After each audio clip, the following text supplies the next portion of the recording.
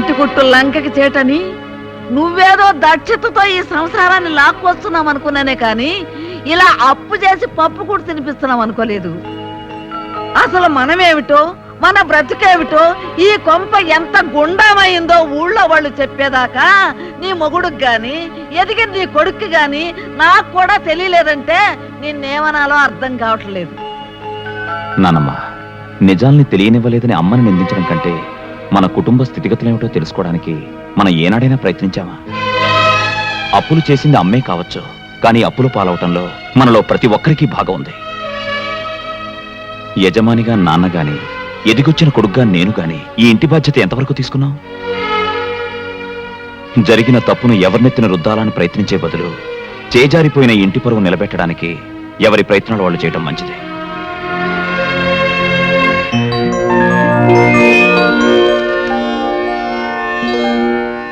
Sir, మా కంపెనీల assets, liabilities, profit and loss accounts, balance sheets అన్నీ మీకు చూపించాను. నిజానికి మా బిజినెస్ లేవి నష్టాల్లో లేవు. కేవలం మిస్మేనేజ్మెంట్ వల్లే రాబడి కన్నా ఖర్చులు, వాటితో పాటు అప్పులు, ఆ అప్పుల మీద మార్వాడి వడ్డీలు పెరిగాయి. మిస్టర్ మాధవ్, అదే అప్పు మీరు బ్యాంక్ నుంచి తీసుకొని ఉంటే వడ్డీ రేటు చాలా తగ్గుండేది కదా?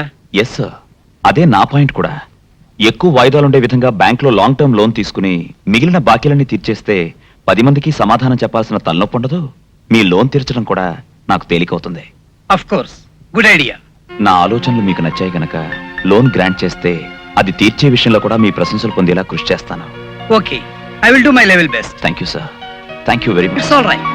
చెల్లెమ్మా, అర్జెంట్గా ఈ ఫైల్స్ మీ సంతకాలు పెట్టు, ఇన్కమ్ ట్యాక్స్ ఆఫీస్కి పంపించాలి. మమ్మీ, నేను కాలేజ్కి వెళ్తున్నాను. అలాగేమ్మా. హాయ్ రాణి, పద. ఈ రోజు నుంచి నేనే నిన్ను కాలేజ్ దగ్గర డ్రాప్ చేస్తాను. అదేమిటి, మమ్మీ డ్రైవర్ని మాన్పించేసిందా? భలేదానివే, నాకు డ్రైవర్ కి తేడా లేదు. నేను నీకు కాబోయే మొగుణ్ణి. పిచ్చి పిచ్చిగా మాట్లాడావంటే ఈ ఇంట్లోకి ఎంట్రీ లేకుండా చేస్తాను. చూసావా చెల్లమ్మా, నీ కాబోయే అల్లుని పట్టుకుని మీ అమ్మాయి ఎంత మాట్లాడుతుందో. కానీ అంతస్తులు మర్చి మాట్లాడుతున్నావు.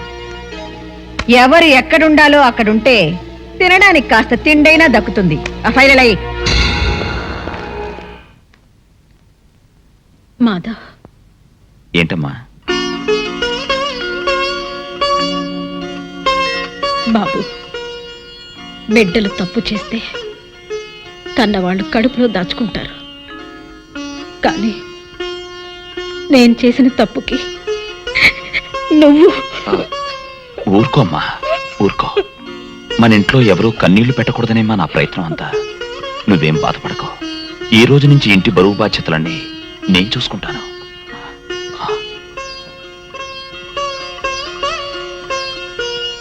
సుమిత్ర, నువ్వు చాలా అదృష్టవంతురాలివమ్మా. బిడ్డలకి సంజాయిషి చెప్పుకోవాల్సిన పరిస్థితి ఏ తల్లిదండ్రులకి రాకూడదు. ఏ జన్మలో చేసుకున్న పుణ్యం నిన్ను ఈ పరిస్థితుల్లో కూడా పల్లెత్తు మాట నన్ను కొడుకుని కన్నావు. ఇంతకన్నా నీకేం కావాలమ్మా? ఊరుకో, ఊరుకోమ్మా.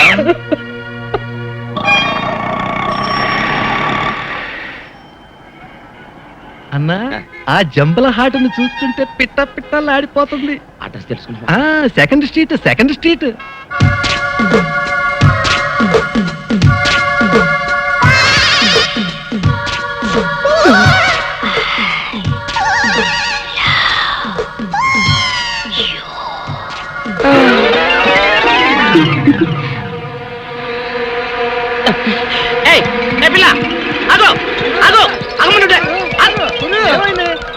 ఆ పిల్లెవరో గాని నన్ను చూసి ఐ లవ్ యూ అందిరా.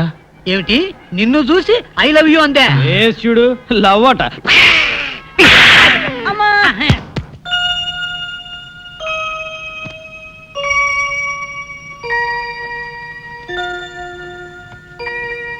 మాధవ్,